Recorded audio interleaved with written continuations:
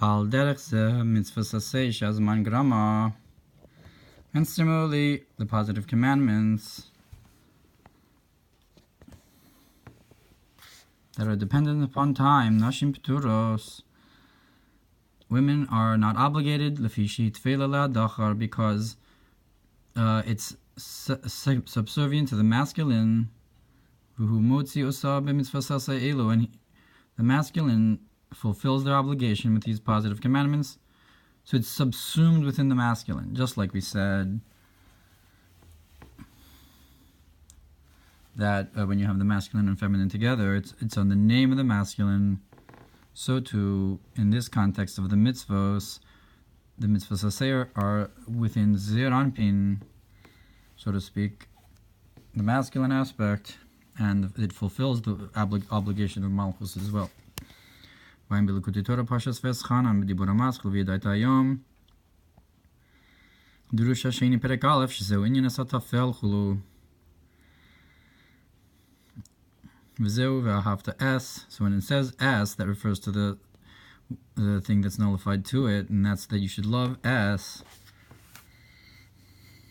She'ayira hi b'chinas nukva Ishayira Savaya hi nirmezes b'milas S, and it says you should love Hashem, but it's not excluding the fear, rather it includes it in the one that's subservient to the love, that the fear is the feminine aspect, like the statement that the woman, Yishayira Savaya, that the woman who fears Hashem, Hisi Salal, she's the praised one, so the woman is the concept of the fear of Hashem in that aspect. And it's hinted to in the S, because it's subservient to the love, which is the masculine,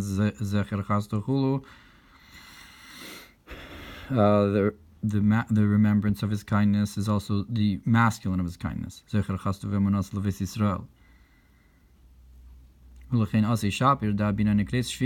therefore, it still makes sense to say that the Bina is called the seventh. So, because when we say the masculine, the malchus is included in it and isn't counted. Because the malchus is subservient to the yisod, which is the masculine, and it doesn't come up and it's with a name on its own.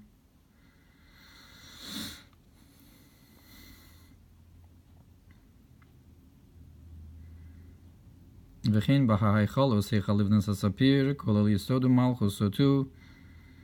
in the palaces, of the 6 palaces, or 7 palaces that correspond with the brachos of Kriya Shema, Livnas Sapir is the Sfiras HaYesod, and it includes Malchus in it. Malchus doesn't have a Heichal on its own.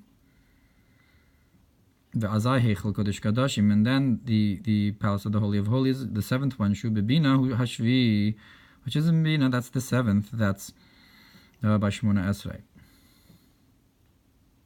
So the bracha of Yotzir Ohr Hatorah Vayikra is the first one that's lived in Sapir, is Yisod, and it includes Malchus. But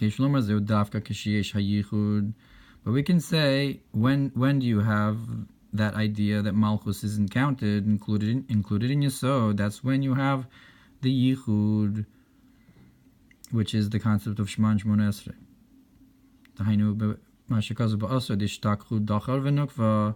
That is in the place where you find the masculine and the feminine. Then you count them together to one concept, from that reason that we said. Then Bina is the 7th.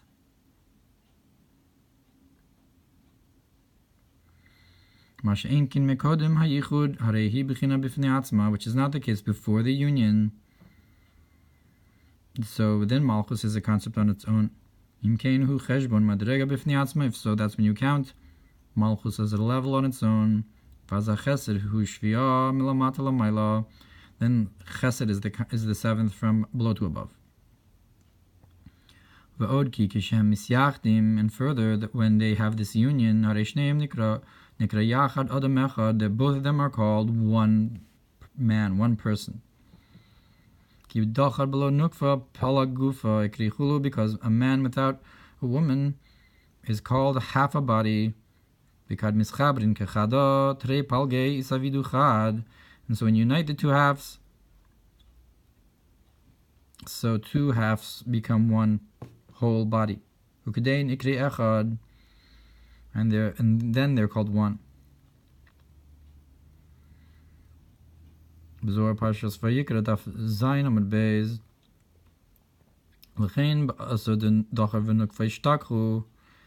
Therefore, in the place when the masculine and the feminine are found, which is the concept of union, as dafka shneim b'china achas, then both of them are a one concept. As bina nikra shviya, then the bina is called the seventh.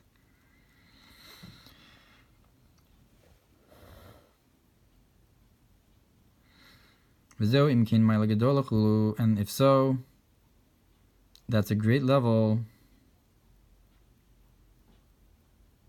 Now, in accordance with this explanation, we need to understand why we count 1, 1, and 1. That we're going to say that the 7 are outside of Bina. We count 1 and then we count another 7. And the first one is Bina, and it's excluded from the 7.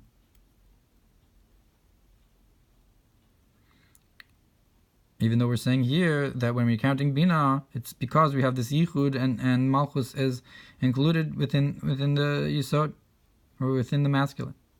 We can answer this question in two ways. We can say that she's my sister, the daughter of my father, but not the daughter of my mother. That's when you have specifically that she'll be for me as she will be for me as a wife. So when you have the Gilei of Mochin da Abba, like on Shabbos, that's when you have the Yichud. Which is not the case in Yom Kippur. When she receives from the concept of Imi, of the mother, then you don't have the Yichud.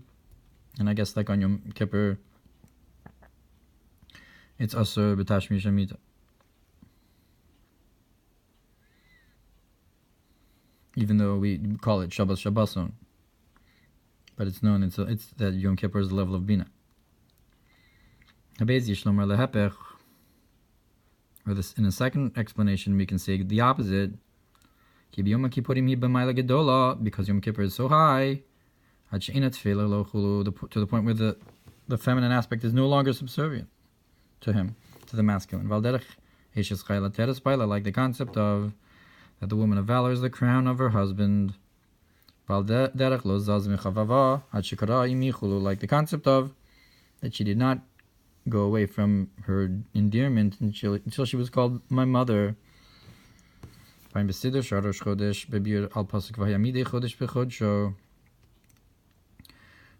Siddur on the explanation of, and it was each month in its Chodesh, in its Felalo, that also in Rosh Chodesh she's not subservient to him.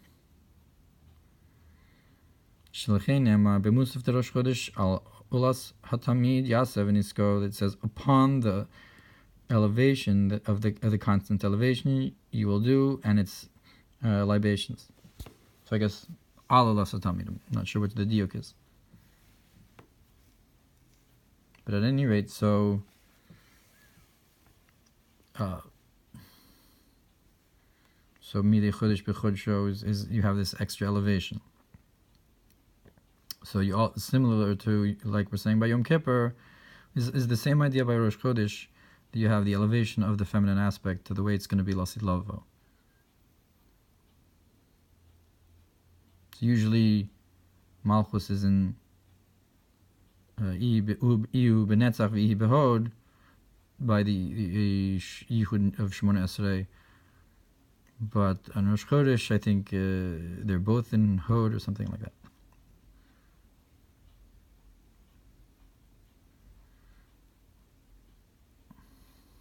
Or perhaps above him. B'Shabbos ksiv v'nisko, and on Shabbos it says. So on Rosh Chodesh it says v'nisko, his libation. And on Shabbos it says v'niska, her libation. Lefish b'rosh chodesh mekabel adibur. So he does explain the diuk. Lefish b'rosh chodesh mekabel adibur me'achachma bina. That's because in Rosh Chodesh the dibur receives from the chachma and the bina shelo al yidei hamidos, not through the emotions, the emotional attributes. Mashenkin b'Shabbos, which is not the case with Shabbos. Av sheyesh aliyos gedolos yoser, even though on Shabbos there's higher elevations. Aval az he mekabelas al yidei hamidos, that on Shabbos she received through the midos. Therefore, on Shabbos we stress the feminine aspect, that she's called the feminine aspect. She tafelo, that she's subservient to him. So before we were talking about the Maila of Shabbos over Yom Kippur, that Yom Kippur is Bina, and Shabbos is Chochma. And when you have a Mebe Abba, then you have the Yichud. But here we're saying differently, that the Maila of Yom Kippur, and we're saying that it's like Rosh Chodesh, that Rosh Chodesh, the Malchus, is specifically called the Nukva. V'niska. No, we say on Shabbos, here we're not talking about the Maila of Shabbos. Here we say the Maila of Rosh Chodesh over Shabbos, because Rosh Chodesh is similar to Yom Kippur in that we have such a high Giloi of the Nukva going up to a high level, that on Shabbos we say the feminine aspect. We call the difficulty I'm having here is because on Shabbos we have the Yichud, and we said it was, according to that explanation, the Malchus is subsumed into the it should be subsumed into the Dachar, into the masculine aspect. But we're saying specifically on Shabbos the Niska is with a Hey, and on Yom and on Rosh Chodesh it's Nisko. But the idea is that on Shabbos we have the feminine aspect, and in Rosh Chodesh the feminine aspect goes up. That even though on Shabbos you have tremendous elevations, but still, in comparison, the Malchus is still receiving from the Midos, even though you have those high elevations in Yichud and so forth. Therefore, it still says the feminine and her libations. In a feminine aspect, she tafelob, that she is subservient to the masculine aspect. Like we said, that you have the Yichud, but nonetheless the feminine is subsumed by it and included in it, but not elevated above it. But on Rosh Chodesh it says, and his libation, the masculine, that she's not subservient to him, that the feminine goes above. Like it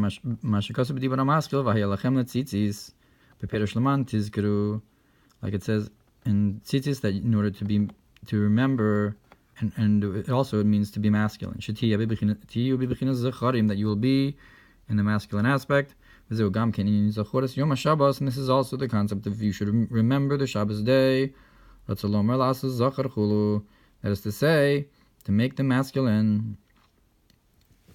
Shabbos day masculine. And so from this you can learn that on Yom Kippur the Malchus goes above the Ranpin. Therefore it's not subservient to it. And therefore there are only 7. There's 7 alone, except for the Bina, which is the 8th.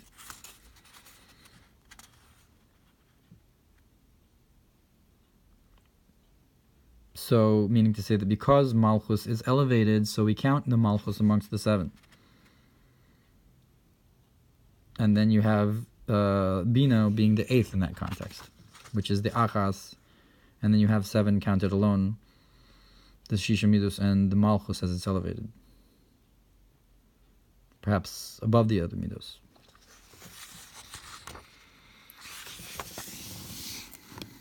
Umasha Bina Nekra Shviah. And this, that Bina is called the 7th through this union, the Zan Nukva, of the union of the masculine and feminine aspects. That's when she is subservient to him. Shadibor mekabel rak ma'amidus levad kanal, when the speech receives only from the attributes alone. Umikol makom zeu gavoy yoser min kesha chesed nikra shviah. Nonetheless, this is still higher than when the chesed is called the seventh, even though the malchus is subsumed. Shezeu kodem hayichud, that's the state of before the union. V'al pi zeh yishlom mashakasav tein chelek lishiva v'gam lishmona. According to this, we can explain the verse, give us a portion by Shlomo HaMelech, that it says, give a portion to 7 and also to 8. And our sages said that this refers to the 7 days of Pesach and the 8 days of the holiday of Sukkot. Because on Pesach, the Malchus is called, that she did not go from my endearment until I called her my daughter. As a afal pishi yichud hitfila lo, that even though on Pesach, when you have this special union, she's subservient to him. V'az abina nikra shviah, then bina is called the seventh. V'zeu bayom hashviah tzeras la'avai elokecha, and that's why it says by Pesach on Shvi Shel Pesach, it's a atzeras havaya on the seventh. That you have this union, this yichud by atzeres of Pesach on the Shvi. On the seventh level, aval b'shmonas yimei hachag, as al yidei tshuva b'yom kippurim, but on the seventh days of the holiday of Sukkot, that through the tshuva on Yom Kippur, nisale hamalchus b'bichinas lo zaz mechavava, ad shekara imi. So malchus is elevated to the concept of she was not removed from my endearment until I called her my mother. Like it says, in front of or above Havaya, you'll be purified. Lifnei daika, in front of specifically, that is above the concept of Shem Havaya, which is Ziran Pi, that it's gone above the masculine aspect. Therefore, on the holiday of Sukkot, it comes above that she's not subservient to him. But rather, like the woman of valor is the crown of her husband, because it's after Yom Kippur and it got to that level. Therefore, they're considered the 7 days of Sukkot milvad b'yom hashmini atzeres, aside from the 8th day of atzeres. The union, the yichud, is on the 8th day. Shubina, that bina in that context is 8. And the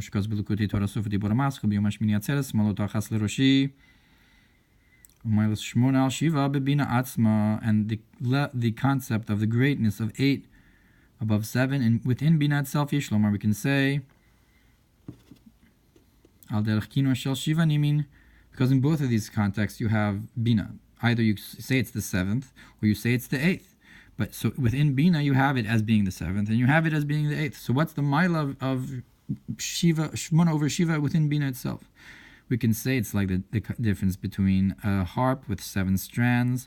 But in the days of Mashiach, it'll have 8 strands. It'll be a higher level of bina. The ni'imus of the music of bina.